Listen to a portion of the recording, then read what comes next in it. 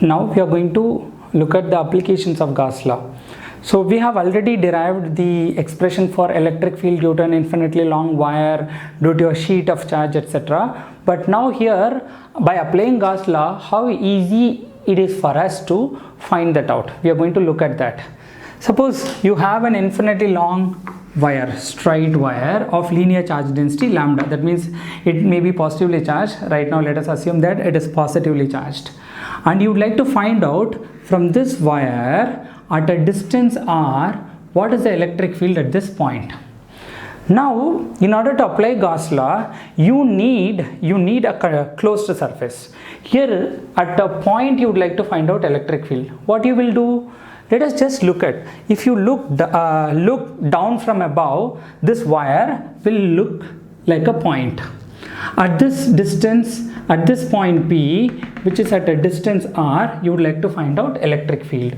You don't know what that electric field is. Let us assume that that electric field is E. But we know that electric field is depending on the distance, right? At equidistant, all the points, you consider all points which are at the same distance r will all have the same electric field, right? Suppose if you connect all the points that are having the same electric field, will be a circle.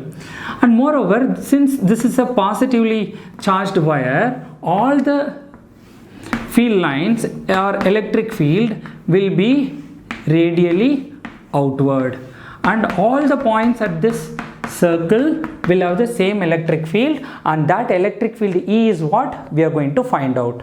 So now this point contains all the points are equidistant. At all these points electric field is E. If you pull this down, so you basically will form a cylinder of three surfaces: top cap, one circular surface; bottom cap, one circular surface; and this curved surface. This curved surface, every point on this curved surface is at distance r from the wire. So every point on this curved surface electric field is E. So we know that according to Gauss law, flux is equal to integral around the closed surface E dot dA must be equal to total charge enclosed by the surface by epsilon naught. So here this E dot dA will take three forms. One, E dot dA, electric field into area for the top cap. So integral E dot dA for the top cap plus integral E dot dA for the bottom cap plus integral E dot dA for the curved surface must be equal to charge enclosed by the surface by epsilon naught. But charge enclosed by the surface, see, linear charge density is lambda. That means 1 meter wire will have a charge lambda, 2 meter wire will have a charge 2 lambda. In order to form this cylindrical closed surface, you pulled this circle through a distance, let us assume L. Suppose if the length of the cylinder is L, then this cylinder has a radius r, length L. Then within the cylinder only a wire of length L is caught up. 1 meter wire has a charge lambda. That's what linear charge density meant. We already discussed about it. So L meter wire will have L lambda charge. Hence E dot dA for top cap plus bottom cap plus curved surface must be equal to total charge enclosed by the surface. Total charge enclosed by the surface is L lambda by epsilon naught. But here charge, usually the area, the direction of the area is outward, right?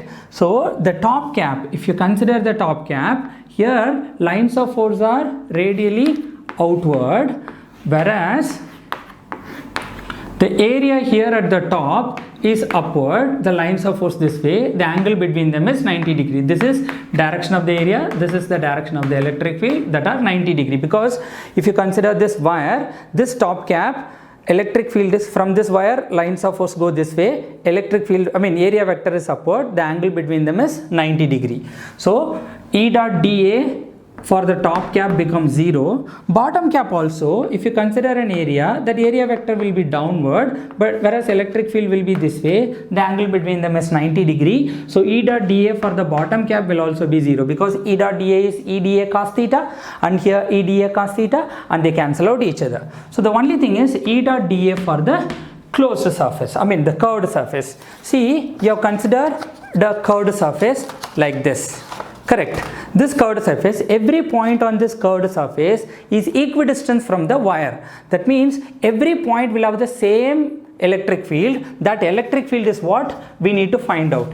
Then if you cut this curved surface and open it, you will get a rectangular area. When you had this is 2 pi r, right? When you cut open, the length of this is 2 pi r, and this is length of the cylinder, which is L.